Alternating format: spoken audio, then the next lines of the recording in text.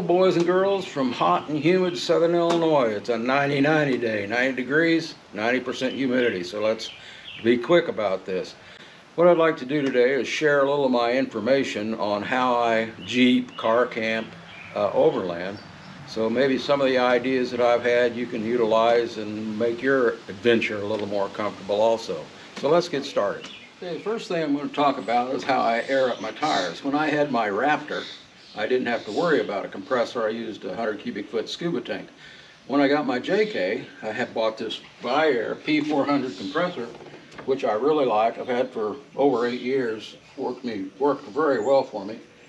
But one of the first times I used it out in Utah, I had my hood propped open and was using the alligator clips, and a big burst of wind came along and blew the hood up against the windshield support.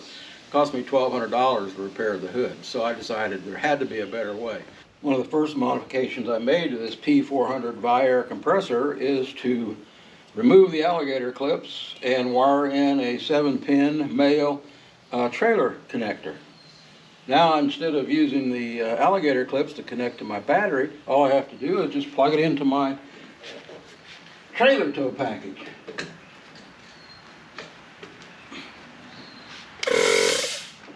It works really well. The other thing I didn't like, or my only complaint really about the Viair compressor, is the inflator hose really sucked. So I went to Amazon and bought some connectors and some chucks and made my own. It works a heck of a lot better, and it's very simple and easier to store. I like it really well. I can inflate all 4 tires in less than 15 minutes, which is fine with me. I'm normally by myself and I don't have to wait on anybody else. So spending $1,000 on a built-in compressor just doesn't make any sense to me.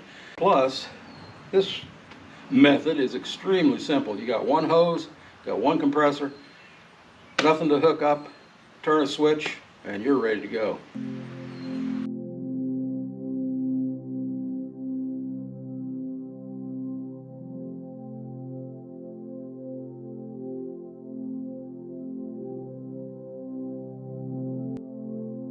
The one question I've been asked several times is how and where I store my water. Like everyone else, I started out using a 5-gallon jerry can to store my water. But I soon found out that they were difficult to store in the Jeep. They took up a lot of valuable real estate, and they were difficult to handle.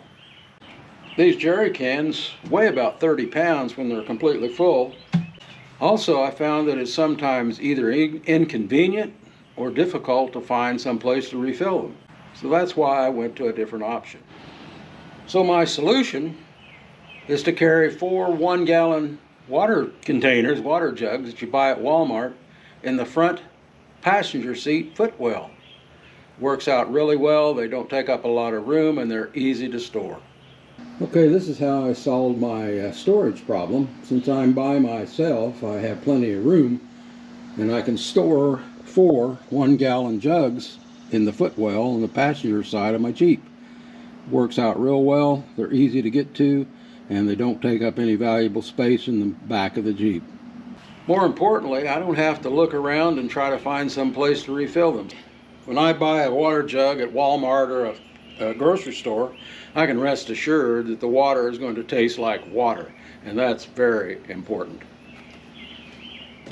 One of the accessories I really like are these CMM off-road A-pillar ball mounts.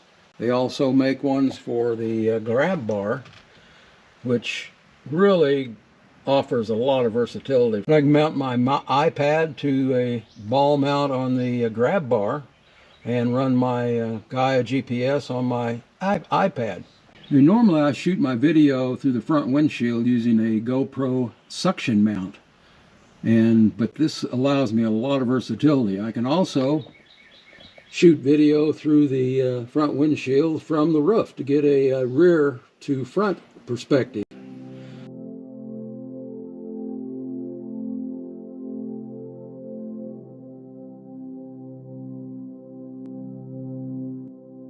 Okay, another thing it allows me to do is to mount cameras on the A-pillar ball mount on either the passenger or the driver's side and get a different perspective when I'm making videos.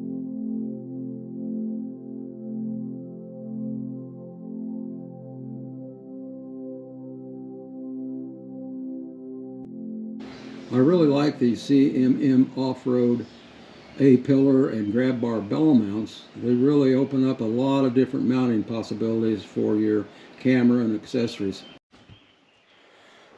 Okay, one of the things I really like from CMM off-road is this pistol mount for a holster.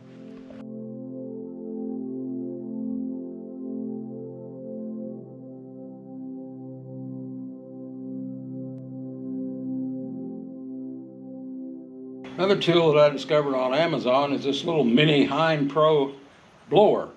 I use it to blow all the dust off of my tailgate after I've been out in the desert in Utah. And the nice thing about it is it uses DeWalt 20-volt batteries, drill batteries, which everybody has a bunch of. So you don't have to buy the battery or the charger, so it's fairly cheap, $39. It works really well.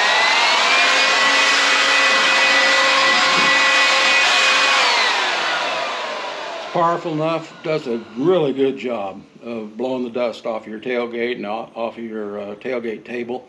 It's a very valuable tool. I really am glad I spent the $39 off of Amazon for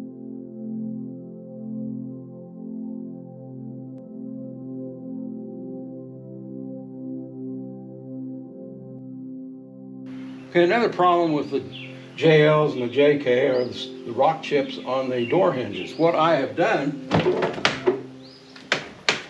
is I use this 3M Scotch 33 1.5" electrical tape. I cut a piece and put it on the front edge of the door hinge, and that pretty much takes care of all the rock chips. I don't have any problems at all. I have to replace the tape about every 2 or 3 trips to the west. Works out really, really well for me. I've been doing this since my JK 8 years ago, and it's prevented my rock chips totally. Okay, another problem with the JLs particularly is this gap between the fender and the body panels is pretty wide. And it's real easy for rocks to get lodged in this wide gap between the two parts.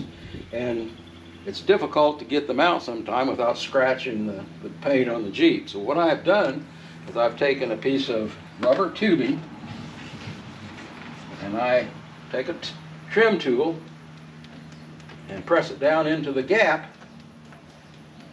And that pretty much eliminates the problem with rocks getting lodged in this wide gap between the fender and the body panel. I've been doing that since ever since I got this JL, and it works really, really well. Okay, let's start with my kitchen setup.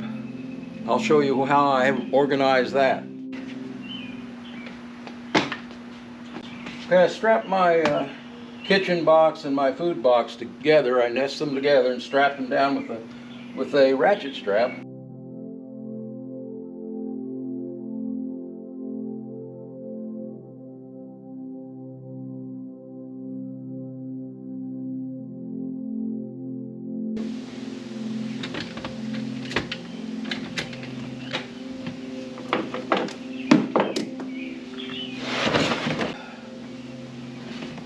And the top tote is all of my food. Of course, there really isn't anything in it now, but I've got room in here for everything I need for 4 or 5 days. About every 4 days or so, I'm passing through a town. When I pass through a town, I can resupply. Works out really well. I'm not a great cook. I don't do a lot of cooking. When I get to a town, I usually at least stop and have a good meal at a restaurant. So this works really well for me. It's more than adequate for my paper towels and my oatmeal and my coffee and all the other little stuff that I have in here. Okay, for my kitchen box, I've got my half-gen jet boil stove in here, my extra propane cylinders, my coffee pot, my cooking utensils, cutting board, all those kind of things that I use regularly to make my toasted cheese sandwiches and hot dogs and hamburgers and that type of thing. Works out really well for me. And here's how I prevent the two containers from collapsing into each other, and that's by putting this easily made wooden shim in here between the two containers. That prevents it from one from collapsing into the other.